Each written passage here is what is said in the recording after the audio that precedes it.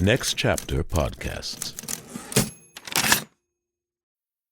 Fellas, you know Degree Cool Rush deodorant, right? Well, last year they changed the formula, and guys were mad about it. One dude even started a petition. So guess what? Degree heard us, admitted they messed up, and brought the original Cool Rush scent back exactly how it was. And it's in Walmart, Target, and other stores now for under $4. So grab some and remember why its cool, crisp, and fresh scent made it the #1 men's antiperspirant for the last decade. Degree Cool Rush is back, and it smells like victory for all of us.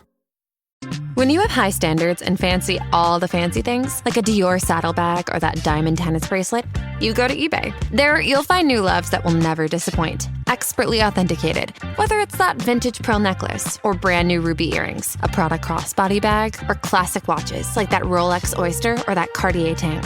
On eBay, there are no limits to your high standards. Yeah, eBay. The place for new, pre-loved, vintage, and rare fashion. eBay. Things people love. Hey, Play On Podcast listeners, this is Michael Goodfriend, executive producer of the Play On Podcasts. Back in October of 2023, I did an interview with the extraordinary actor and playwright Mfoniso Udofia. At the time, we were releasing our series Othello, which Mfoniso had translated into modern English verse. I wanted to drop this interview into our feed again now, because the conversation is so meaningful and we cover a wide range of really interesting and important topics. But one of the things we discussed which has particular significance today is her oeuvre of 9 plays known as the Ufot family cycle. Inspired in part by August Wilson's Century Cycle, Mfoniso's play series follows one Nigerian-American family through 3 generations: parents, children, and grandchildren. Each play stands alone brilliantly, yet together they form a stunning tapestry that resonates with everyone. All 9 plays in this cycle are currently being produced over the course of 2024 and 2025 in an unprecedented 2-year citywide festival in Boston, where theaters and arts organizations around the greater Boston area are joining together to produce the entire cycle of plays in partnership with universities, social organizations, nonprofits, and a host of community activation partners throughout Mfoniso's hometown of, you guessed it, Boston. We at Next Chapter Podcasts are honored to have been selected and commissioned to produce the 3rd play of the series, Run Boy Run, as a podcast. Last March, I had the joy of working with Mfoniso, director Christopher Edwards, an incredible cast of actors, and Boston's Tony Award-winning Huntington Theater in rehearsing and recording this series at, you guessed it, WGBH in Boston. As we prepare for its release later this month, I wanted to reintroduce you to Mfoniso Udofia by dropping this interview back into our feed. Listen for the part where we discuss the Ufot family cycle, of course, but be sure to pay attention to everything Mfoniso talks about during our hour-long conversation. It's a great interview, and I'm sure you'll be glad to hear it for the first time or to listen again, as there is so much ground we cover. And I cannot wait to share Run Boy Run with you in just a couple of weeks. Enjoy. Hi, I'm Michael Goodfriend, and I'm the executive producer of the Play On Podcasts. Mfoniso Udofia is a Nigerian-American storyteller, actor, and educator whose work centers on Nigerian immigrant life within the United States. Her play Sojourners, Run Boy Run, Her Portmanteau, and In Old Age have been seen at the American Conservatory Theater, the New York Theater Workshop, Playwrights Realm, Magic Theater, National Black Theater, Strand Theater Company, Boston Court. She's the recipient of the 2017 Helen Merrill Playwright Award and the 2017-18 McKnight National Residency and Commissions at the Playwrights Center, and is a member of the New Dramatist Class of 2023. Mfoniso, currently commissioned by ACT, Hartford Stage, Denver Center, ACT Roundhouse, and South Coast Repertory. Her plays have been developed by such theaters as the Manhattan Theater Club, the Playwrights Realm, the McCarter, Oregon Shakespeare Festival, many, many others, including Berkeley Rep. And she is the translator of Othello, which is currently the Play On podcast, and she's here with me today. Mfoniso, it's such an honor to have you with us. thank you for agreeing to be part of the Play On podcast bonus content series for Othello. Hello, and of course, it's so good to be here today. I want to start. You and I have had several conversations leading into the process and then throughout. And one of the things that you mentioned that you sort of posited, if we could call it that, this entire production on is the question of whose is the body that is dispossessed in this story. Can we start there? What do you mean by dispossessed? Maybe I actually have to run it back a little even before I talk about dispossessed to what I thought the play was. I thought the play was a love story, a tragic love story. I think I met that play when I was in 10th grade. Was not a big Shakespeare head, and that's how it was taught to me, and that's the way I received it. So when I was approached, that's what I was like, okay, I'm not a Shakespeare head, I'm going to do this. I'm going to do this play, Othello, because at least I have some context for it. And in my head was lodged love story. And then I get in there and I do. It's not that there's not a kind of love, which we can poke and tap at what love is inside of this, in deep quotation marks for me anyway. But as I was inside the play, the agent, the master mind and villain was Iago. And what he was enacting was a way to dispossess a body that's already othered. And it was in my older age, away from 10th grade English, with some, experience now in the world where I'm like, oh, I'm looking at a manual of dispossession first for me. And when I say now to your question, what is dispossession? It is the way of pushing somebody out onto, marginalizing them, pushing them out onto the outskirts, specifically a body that you don't think belongs within your community, society. And so that's what I mean when I say this for me became a manual to dispossess a human. In that sense, do you feel that the play still serves a purpose? That's a great question. The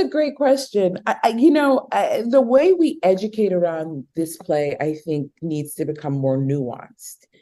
I am not one of those, and I don't know if I will be lambasted for saying this, but I'm not one of those that's like, burn down all of our classics.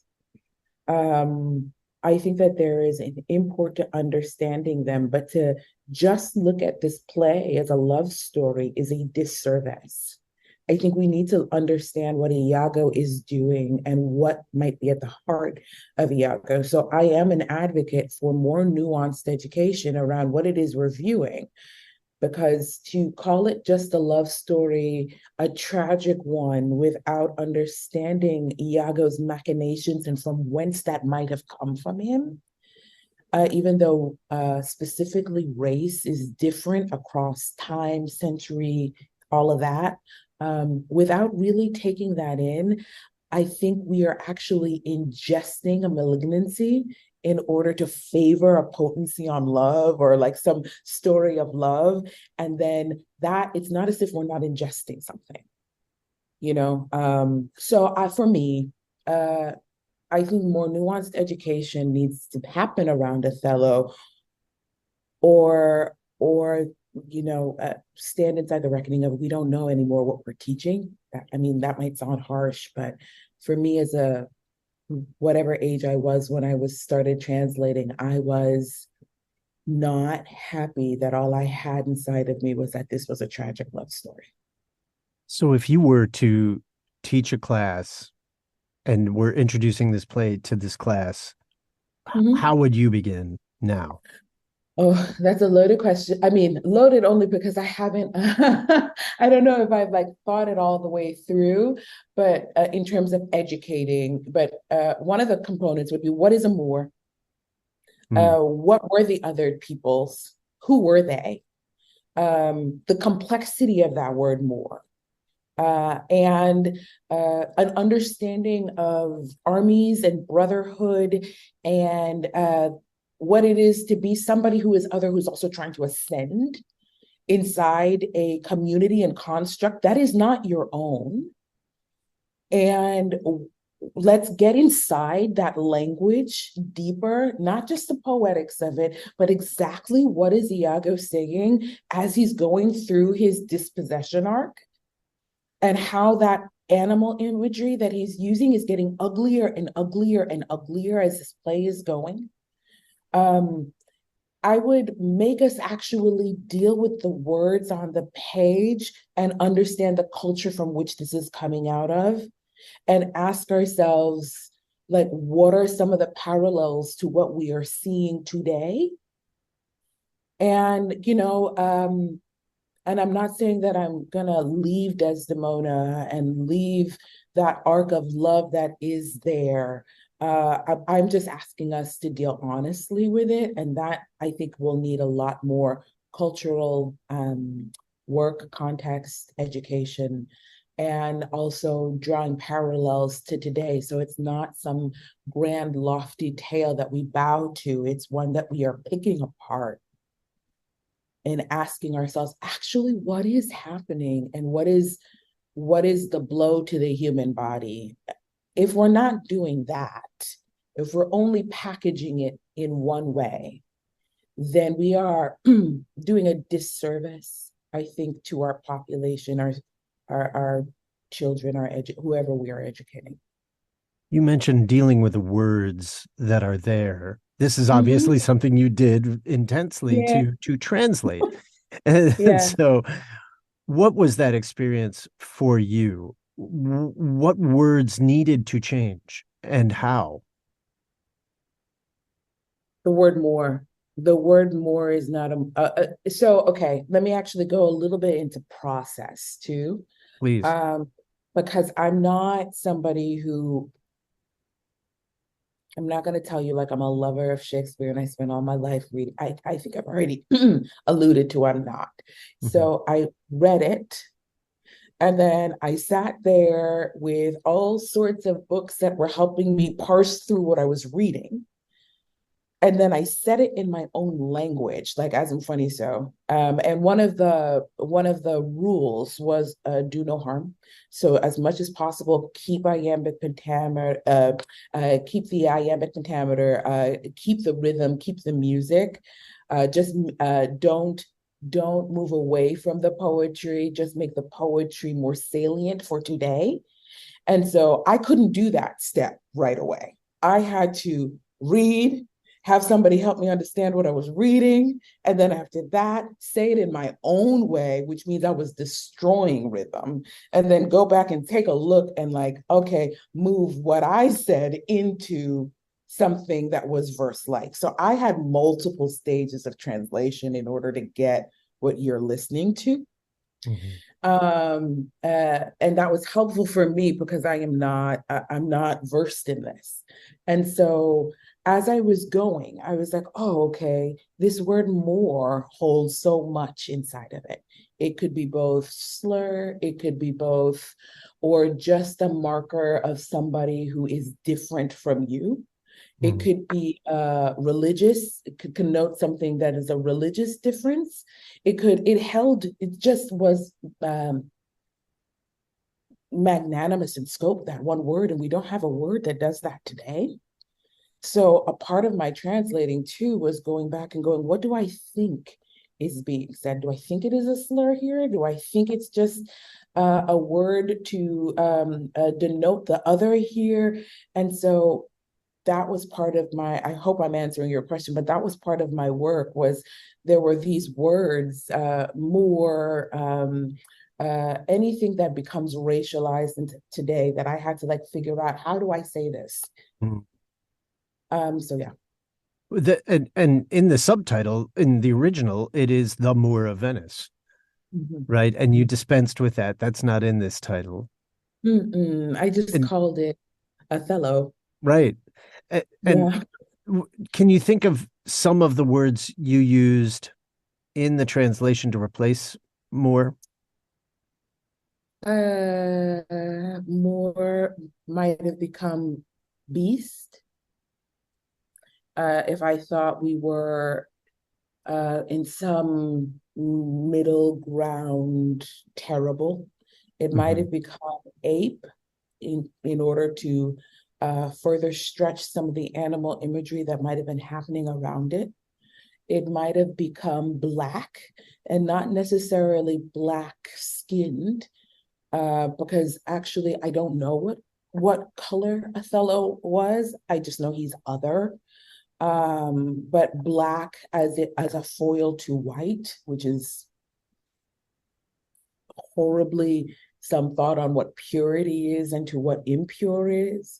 So depending on the context and out of whose mouth, that word had many other monosyllabic ways that I was using it so that you understood the intent behind the person who was saying that word. It's so immediate and so incredibly cruel when we hear Iago and how he talks about this person who then in the next instant is kissing up to this person and coddling or what being coddled by whatever however uh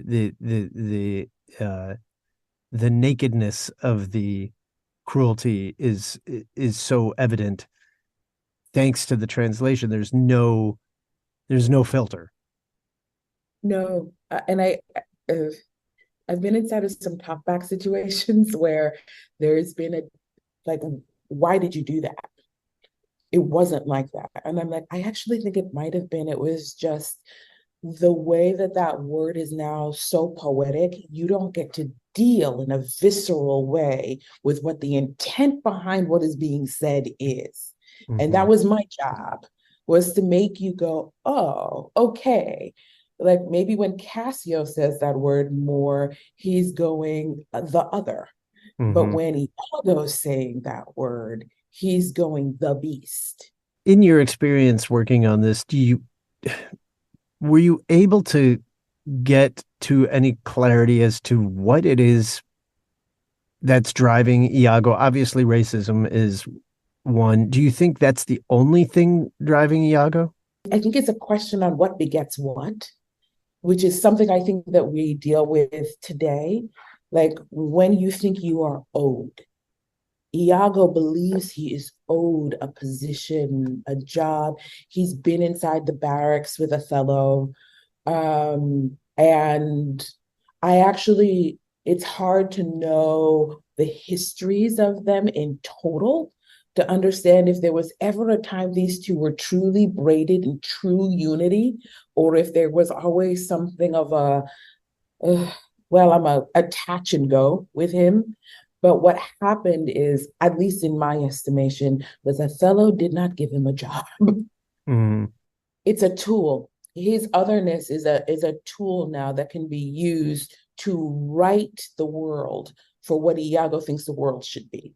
right. So I think the inception might have been a jealousy, and a deep seated understanding of what the world should be for someone like him, and the world is not operating that way. And so I'm going to use your otherness in order to rile the world up against you and make you beast in order to get what I think is my due, even if at this point it's just revenge. So that was probably really, really circular. But yes, he's bigoted. Yes, he's racist. And he's also somebody who feels as if he's been slighted. And I think the slighted and the jealousy might come a bit before the the othering. It's a dehumanization process in order to get what you want.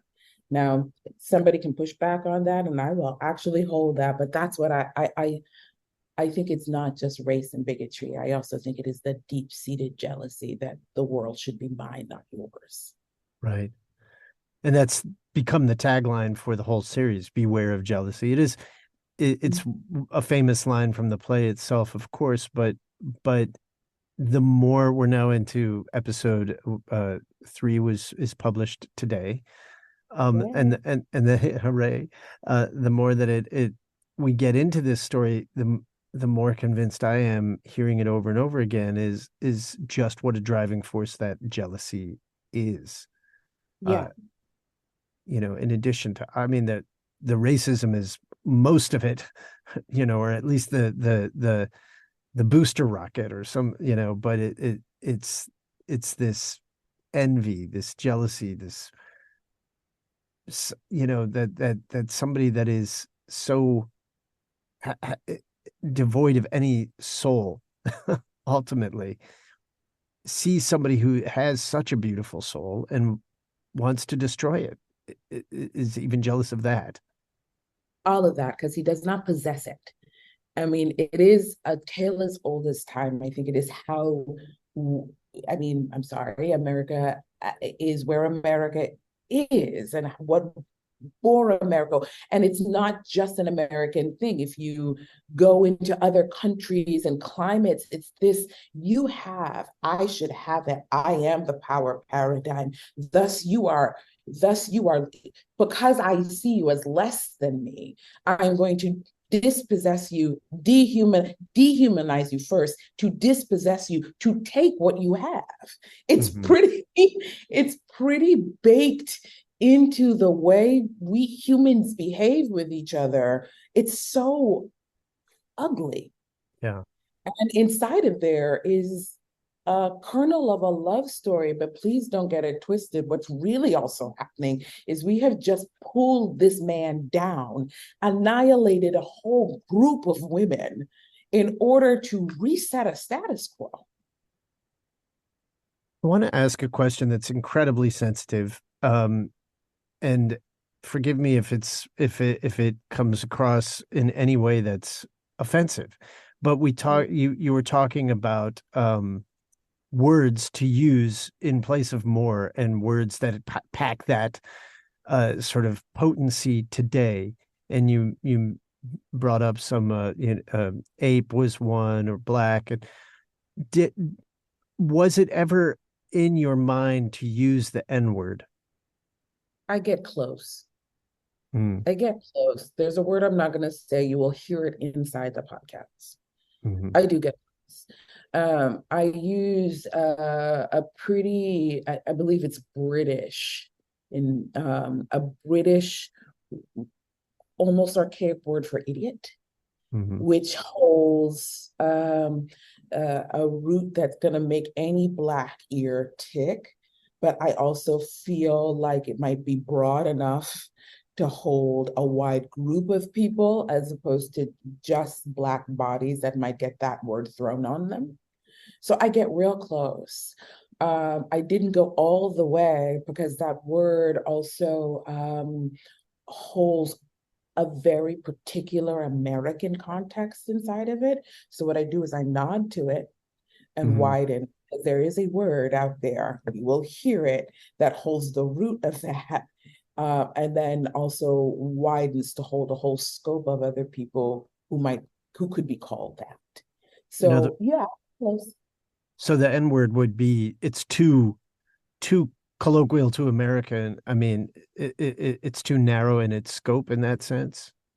I just want to make sure that anybody who is othered can be held within this story. So when I'm using that animal imagery, part of what I did was take a look and see, oh no, we are using animal imagery all over the world in order to other people who are not like us.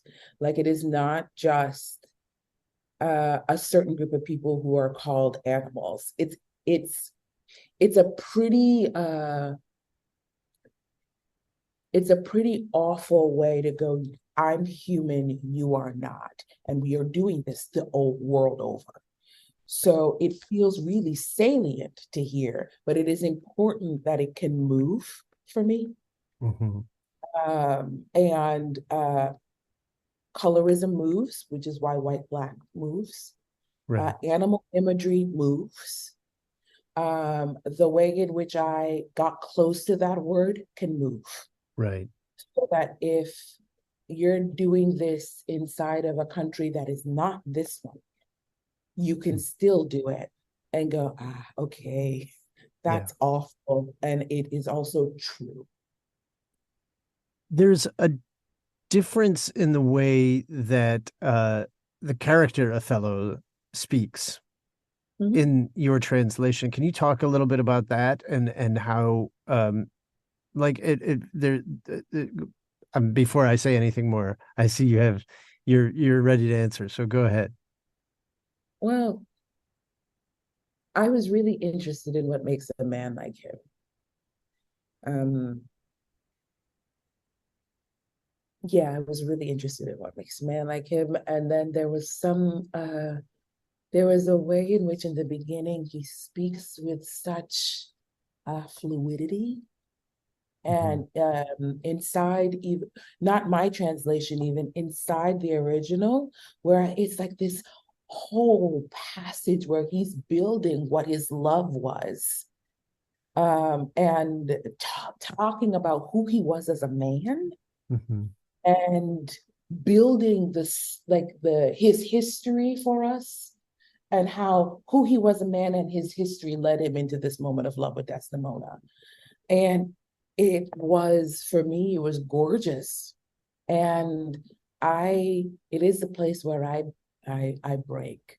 And anybody who is like inside the Shakespeare and inside mine is like, oh, this is different.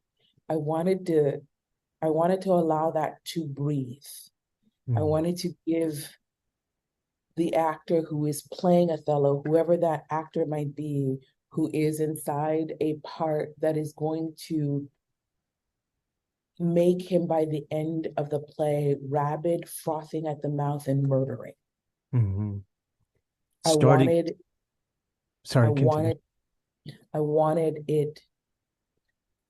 us to see the living heartbeat of the man, and for us to like stand inside of it for a moment, because I cannot, in the translation as a translator,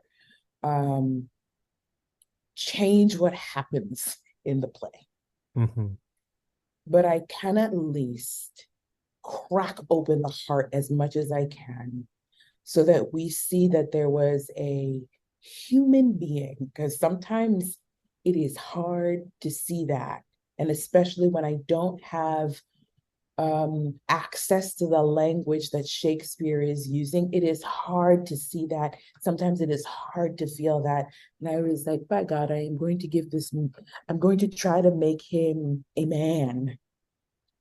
And so, yeah, I gave him ellipses, 4 eyes. I gave him as much breath as I could before he starts a very quick descent into a jealous turn and something that looks monstrous. We talked a lot about that as we were going into production. The sort of the breath and what happens to breath, especially in Iago's case. Can you talk about that? What happens to breath? Oh, we might have to stop. What happens to breath? Well, so when we were talking about early on, just sort of the level of containment within Iago, I'm sorry, the level of containment within Othello. Okay. This sense of control that he has over himself, and the evenness of temperament, and the dissolution of that. I think I heard I heard Iago, and I was like, I don't know what I said with Iago on that. Maybe I said Iago before Othello. Right. I start allowing a play in line to allow for breathing, and actually in Othello and in Desdemona, I believe, Hmm. as Iago's pressure cooker starts making their relationship um, disintegrate, so that you give time for them to feel and get there organically and probably viciously. I wanted to make sure that not only was I translating the word, but I was doing an emotional translation as well, giving room and scope. So sometimes, we said it inside the podcast, it is okay for me if a breath is an I am. Hmm. Take it, feel it. If it happens in the middle, it is fine for me. So that you can give yourself the launch pad that you need to feel, to go, to descend into this um, emotional state. So, You were in 10th grade, you said, when you encountered this play for the first time? yeah. I think so. I keep saying that with a surety, but everybody needs to know that I really don't do time very well. I do know I was in high school. It was around that time where you do your Shakespeare's, and I have very clear remembrances of Romeo and Juliet and Othello. And I think Mhm. it was 10th grade for Othello. But one of my teachers might actually come back and be like, no, baby, it was definitely 8th grade. So be kind to me. But it was in my high school that I was reading. It was those two Shakespeare's, Othello and Romeo and Juliet. And where was high school for you? I was in Southbridge, Massachusetts. Is that your home? Mhm. So no, that is where I grew up. My home now is New York, but I mean that's where my heart beat. That's where in my head when I think of, if somebody asks me where's my hometown, it's Southbridge, Massachusetts. So that's where you grew up. Yeah, yeah, that's where I became my all the stuff. So yeah, And are both your parents Nigerian? they are. They are, and they are both still in Southbridge, Massachusetts, in our big old house on top of a hill. Yeah. Join Play On Premium to get merch like t-shirts, hoodies, and coffee mugs, ad-free episodes, and bonus content video featuring interviews with the actors, producers, playwrights, and directors who brought it all to life. Go to ncpodcasts.com and subscribe to Play On Premium to support the art and the artists. How did you find your way into theater and writing? Circuitously, circuitously, most definitely. Um, I very prototypical Nigerian immigrant. I'm sure people have heard the sayings like, you're Nigerian, your parents gave you options. You're going to be a doctor, a lawyer, maybe if they're feeling fancy, a journalist. And so I started out thinking I was going to be a lawyer, partly from a very deep push from my parents. I went to Wellesley College, and then I had an incredible dean there who asked me what I did for joy, and I didn't know. I was most definitely on a singular track, and maybe not maybe deeply unhappy inside of it, even though I was good at it, political Mhm. science. And so this dean was like, let's put you on a different kind of schedule. And so I started singing opera, which I loved, with Gail Fuller. And then I started taking some acting classes at Wellesley. And those acting classes, I was like, oh, I like how stories change the world just as much as maybe how politics and law could change the world. And I feel it more myself when I'm inside theater and performance. And so then I went to ACT. To the chagrin of my parents, I went to ACT to study acting because that was what I was dabbling in at Wellesley, was performance. I get out, it's the great recession, and I start writing to process the world, and I'm writing in the form I just studied in.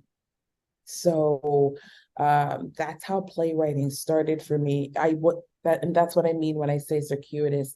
I did not. There are some of my friends who knew that they were going to be writers when they grew up. They just knew it and were chasing it. That was not me. It was a stumbling into, and then once I understood it, wait, let me grab at it and go. Hey there, travelers. Kaylee Cuoco here. Sorry to interrupt your music, great artist BT Dubs, but wouldn't you rather be there to hear it live?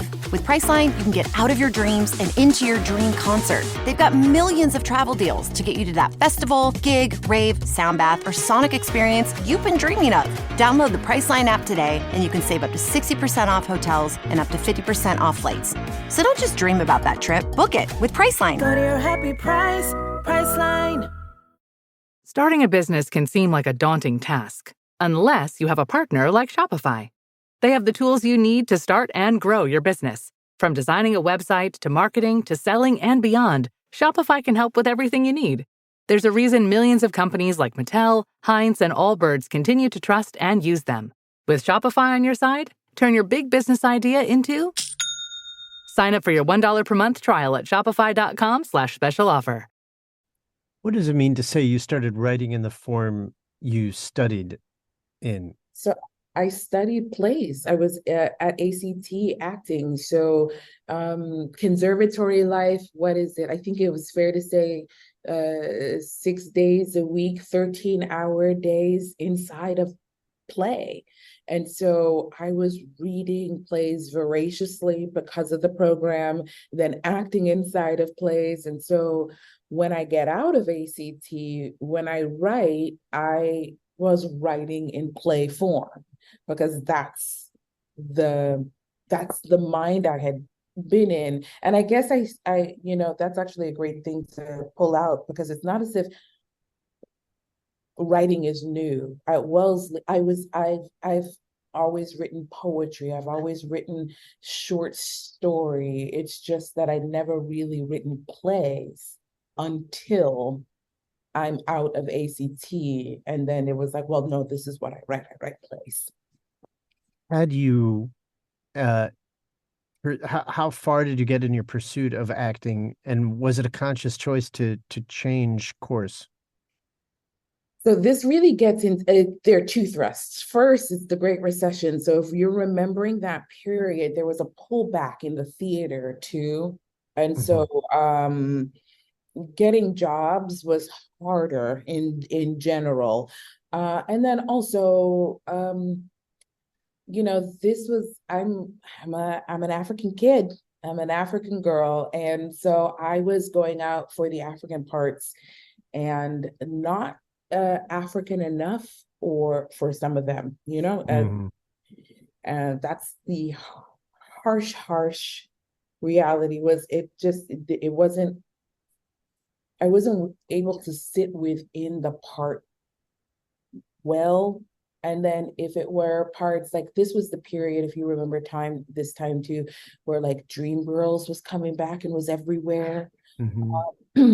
And so I mentioned I sing opera. I couldn't sing the parts that I am character-wise. I should be singing Christine. I cannot sing that song. Listen, I cannot do it. Somebody else will do it better, and you should sit and you should watch them. You don't want me to do that. And so we were also not at that point in theater where we were seeing other bodies inside of roles and going, that can be. I was a bit early for that swing. So it's like I couldn't do the parts that I looked right for. The parts that I was, the African parts, I wasn't, because it was Lion King, it was Ruined, that was out. Aesthetically, I wasn't right for certain parts. And then in the Lion King, it was like singing the hyenas, and I wasn't right for that either. I was like, everywhere I went, it was like, oh, you are wonderful, but you're not quite the right type. And so I started writing the right type And I thought that maybe I would be putting myself into my work. And then I was like, oh no, I'm not.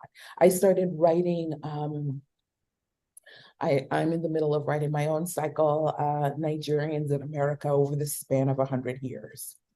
Amazing. Yeah, so that's what started me on the track. Can you talk a little bit more about what it is that you are writing in this cycle? 100 years. Yeah. I started in 1978. It's 9 plays. I started in 1978 when Nigerians are like that swing of Nigerians coming into the country after decolonization and after the first modern African war, the Biafran War. So I start there, and it's centered on a matriarch. Her name is Abasiyama, and it starts out with the Sojourner dream. I mean, the first play is called Sojourners, and it's the dream was you come to this country, you are in married pairs, you go to school, you get your education, you have a baby who will be an American citizen, and then you go back and you rebuild your country. So it's a very different way of thinking on what an immigrant is than what I think if you turn on the news, they tell you immigrants are. Mm-hmm. These are people who love their homeland, love their country, are coming here to rebuild, and then coup after coup later in Nigeria, you got children, you're like, I can't bring them back to that, and you have to reform the dream. But these were not immigrants who wanted to stay inside this country. They loved their country and were going to go back. And so that's what Abasiyama, my matriarch, is coming with that idea of. And we watch as she ends up staying inside of this country, how she navigates her marriage, how she navigates children now who are more American than Nigerian, and it's just like combustion. And then how do you deal with the family overseas that you really want to be together? I mean, it's very, very immigrant. Most of the family is over there. How do you keep the family line going? And I track her until death and her progeny, all with the one of the big questions on like, how do you build inside a country you never intended to stay within? What does diasporic healing look like over the span of 100 years as Africans and Black Americans are coming into contact with each other? What does that maybe healing and the beginnings of a new dream centered inside that love relationship? And I do that from 1978, and I'll go into 2070, which is great because we're almost there, and and so yeah, that's what I'm doing. Do you know where it what happens? Have you gotten there yet? I do. I've written the end. I ended up writing quite soon. I mean, I had to do matrices, because this is an interconnected cycle. So I needed to have my edges done and then fill in the middle. So I do know where we are ending, and I do know how we get to 2070 without like busting future time in a great way. But yeah. Without getting into futurism and sci-fi and all that. Exactly. There are some wonderful tricks, which I'm not gonna give out right now because I don't want to blow my plays. But yes, there are ways in which I am firmly in the future while not having to deal with the technologies might be. When you're writing, do you tend to, so you have a roadmap ahead of you generally, or is it different for every project you do? Do you map it out first, or do you kind of, I know some writers kind of put it all out there without any kind of map in mind. They just have a sense of some sort of a story, and they put out pages and pages and pages and then whittle it down to where they want it to be. I'm inside I think that I have fluidity. but I haven't been inside that kind of fluid space in a minute because I'm inside of a cycle. So the first three plays were written wide with real feel and scope. And then once I isolate, because I went 1 play, 3 plays, 5 plays, 9 plays, and then called 9 my end. Once I understood I was inside real long form interconnected storytelling, which is around play 3 for me, everything needed to be beat out within an inch of its life. I needed to know where I was going, which decades I was landing in, and kind of why. And I was writing backwards and forwards at the same time. So I needed it to be pretty concrete. There's another play that I'm writing now that's outside the cycle. And that play, I'm allowing myself to feel and just sort of ramble and rumble through. And it sounds so different than anything I've ever written. And so, yes, I think both are true of me, but because I'm inside of a cycle, I have more history of outlining real tight scaffolding, understanding the research, and doing a kind of writing math. So you're able to work on multiple projects at the same time. Yeah, like I translated Othello while inside a cycle and also writing for TV. It's a little crazy on the brain, but yeah, I do juggle projects. And clearly that works for you. You know, it does. It has been. But there is this period now, when this comes out, the strike will probably be over. And I'm talking about the writers' strike. That will be over. But in that period, I have been writing plays and been pretty one track. And my mind does like it. My mind does like being sunk in one thing at one time. But as most artists know, especially with the precariousness of our field, is sometimes you got to juggle in order to get the things that you need. And so I've had to juggle, but I do like this period where I was able to just lock in and go, what is a cycle play? And I think that might be over by the end of this week. So I'll be back in multiple things again. Is television writing restrictive for you? It's so different. There's a different science, a different propulsion behind it. I don't know that I would call it restrictive. I think I'll say it like this. Writing 4 plays at the same time would be impossible for me. But writing a TV show, writing a play, and editing a movie are deeply possible. They're different parts of my brain, different pieces, slightly different logics for everything. And because of that, I can move between those mediums easier. So I wouldn't say that it's restrictive. I wouldn't say that it's creatively restrictive. I do think I do come into like real issues about their 24 hours in a day. And so if I'm inside of a writer's room, that might be 5 hours of my day gone if you're in a Zoom room. And then after that, what is a little downtime to rest yourself as a human, to then turn around into a play, to then turn around into a film. So if anything, it's the time restriction. I don't know if it's the creative restriction if I order my plate right. Do you ever feel a calling to be an actor in any of your projects or in any other projects? No, I used to.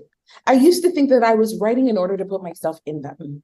And then the deeper my writing got, the more I was like, no, this is not for me to do. What I like is to write parts that are delicious and complicated for people of the African diaspora to be with it. And I thought that it was going to be me, but I enjoy it's enough to write. And when I realized that, I did realize that while I like acting, I love writing. And those are two different storytelling vessels. So I love being inside the writing vessel. I love seeing a whole scope and designing a whole scope of a world. I actually like the chatter of all the voices in my brain. I get a little it's not a lie, so I'm gonna say it like I say, I get a little cranky when I'm locked into one. Mm.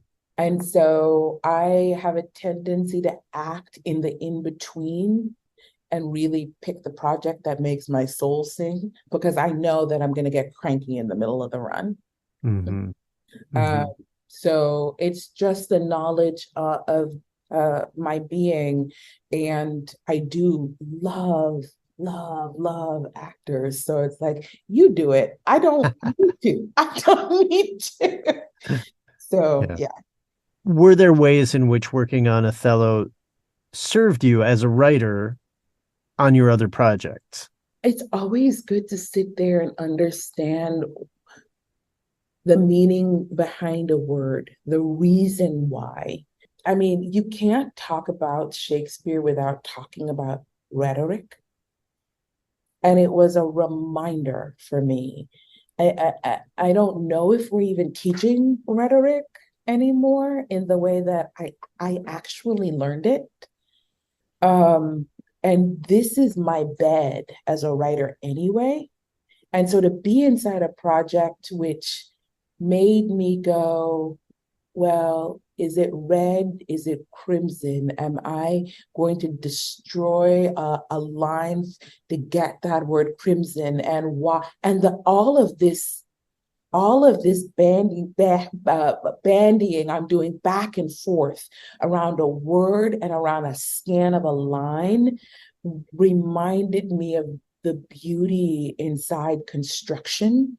And then when you're talking about like one of the rhetorical devices, repetition, and like the picking of the word that you are beating somebody with, so it becomes part of their heartbeat and then starts making them a wholly different human being. It was a wonderful reminder of that.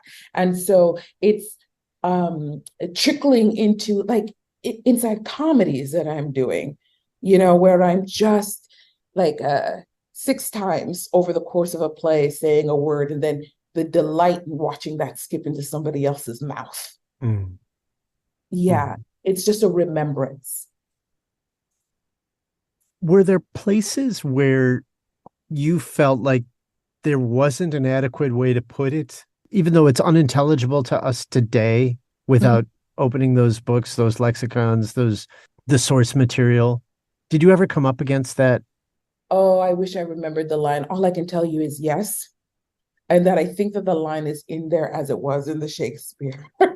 So in the spirit of do no harm, where you felt like you couldn't Yeah. put it any other way, it stayed the Yeah. way it was. Yeah, it stayed the way it was. Such a difficult play to have to live with for what? How long? Almost a year and a half. Were there points in your process working on it where you just grew to dislike it? Oh, yeah. And I grew to dislike it early because I didn't know what I chose. I had 10th grade brain on. I thought I chose a love story, a tragic one. I had actually kind of yin-yanged Romeo and Juliet because of high school going, okay, they're both tragic love stories. One the teenage version, one the adult version. Uh-huh. So you literally didn't know what you were getting into. I literally didn't until I read it with my brain now. And read it without like somebody instructing me to think only on the love between Desdemona and Othello. And I went, what is this? This is horrible. I was like, I don't know that it should be called Othello. I think it should be called Iago, way to marginalize. That was me, so my distress began early because I had an incorrect thought on what this was in my head. And then And then as a kid in 10th grade, or God help me, 8th grade, I don't know, in some grade, as a kid, I thought that Desdemona and Othello's relationship was just the most amazing thing. And like now as an adult, I'm like sitting and thinking about age. Desdemona's young, Othello's older, and then I'm sitting like for a half an hour or whatever, just staring off into middle distance, going, okay, how much of this is my contemporary brain putting something on it and going, that's not okay? How much of this is not just not okay? Like, how do I translate that? Like, no, it became complicated fast. Did you ever think you were not going to do it, like that you were going to call Louis Douthit at Play on Shakespeare and just say, you know what, I can't? No, I didn't. I did call Louis though and go, I didn't know what this was. And she laughed. She's like, yeah, I wanted to put you on one of the comedies. I was like, bro, I should have gone with you. But at that point, I'm knee deep in. And I'm like, no, actually, I'm going to do it. And I'm going to translate it for what I think is being said. I'm going to do this so that you can hear what it is I'm now feeling now that I understand what those lines are. It's so interesting to know that in your mind, over time, between working on this and having been introduced to it, that the love story was what you came away with, right? That's a convoluted way of saying it's interesting that is how you retain the story, because that's the starting point, right? There's this beautiful love between these two people that just seems absolutely untouchable, pure. Mm-hmm. I've been saying that I think it's the cruelest of all tragedies, because that beautiful love is destroyed. But that is definitely, it is definitely not a love story. It's a hate story. It's a hate story. It's actually, the protagonist is Iago, even though we call it Othello, the Moor of Venice. The person who is moving with clear arcing and enacting action in the way that I was taught is Iago. Everyone else is reacting to the things that he is doing. So that is where my eye is. And he's not inside love relationship. He's inside of jealous rage and hatred. And so when I left school, I had this thought on, oh, he understood he was wrong and he killed himself and he's with Desdemona and it's okay. That's who I was as a kid. Not the thing. The thing is the man who was deciding to like detongue himself and not talk about the evil he's just enacted. That's the thing. Right. And the odiousness of not talking when all these people are laying bloody, dead. Right.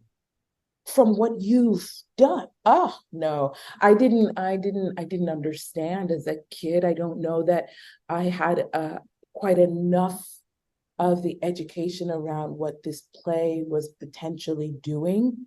I think that, and also in our time period now, if you really got in there, there would be people who would ban the talking about what is happening inside of this play, but must be done because I left going, tragic love story. Gosh, I wish Othello and Desdemona like lived and got together and that was it, without thinking any deeper about. I was, I'm a kid.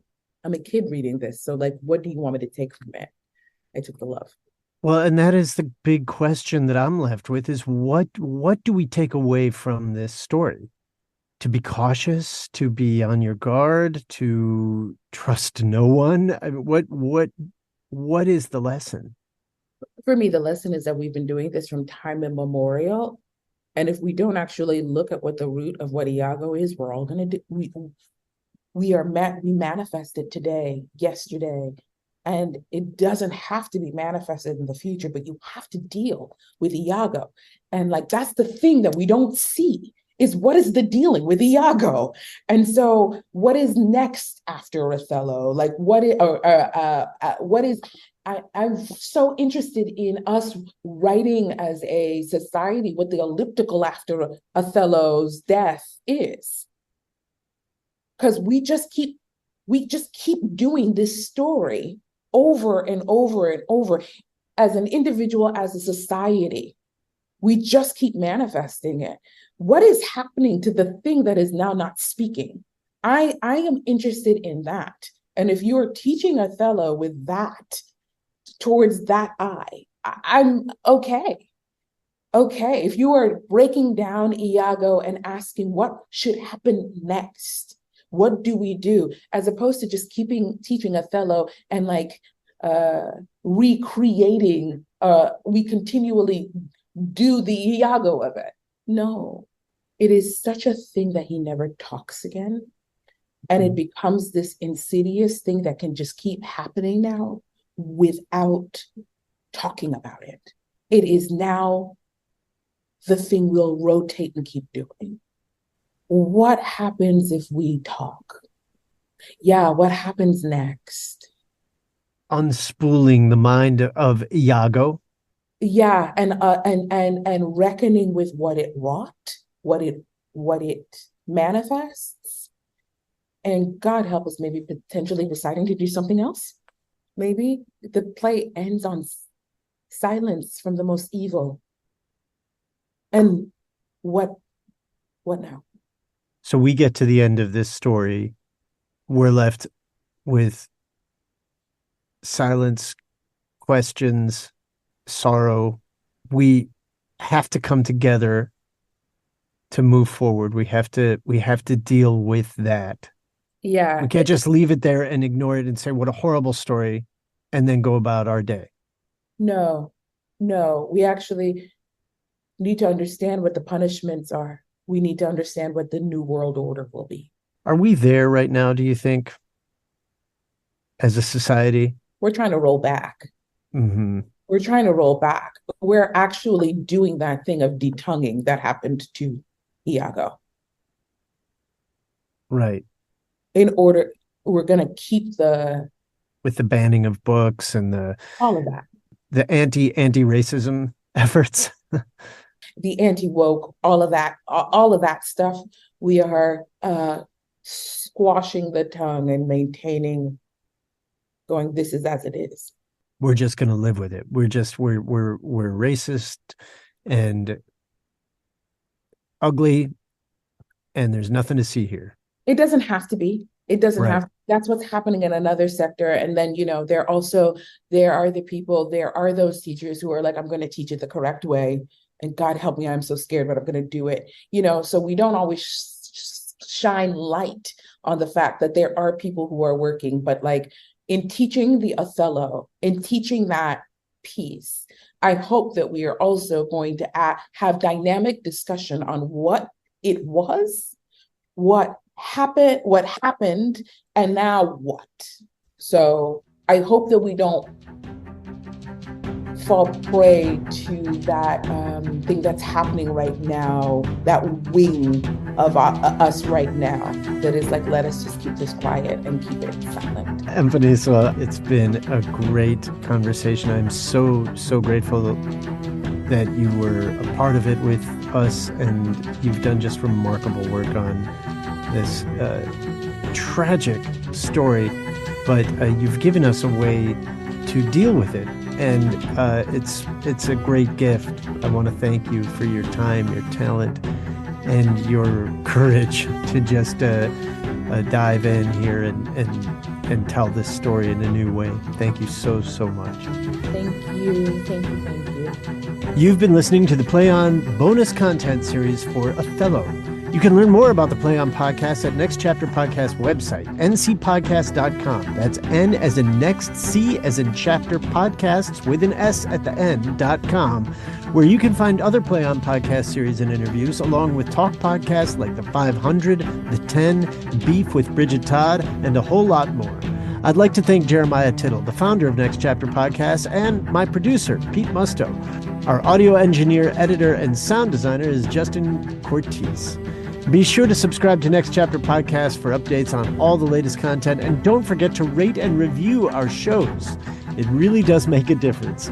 I'm Michael Goodfriend, and I look forward to sharing more incredible works in the Play On podcast series with you, along with lots of enlightening bonus content at Next Chapter Podcasts.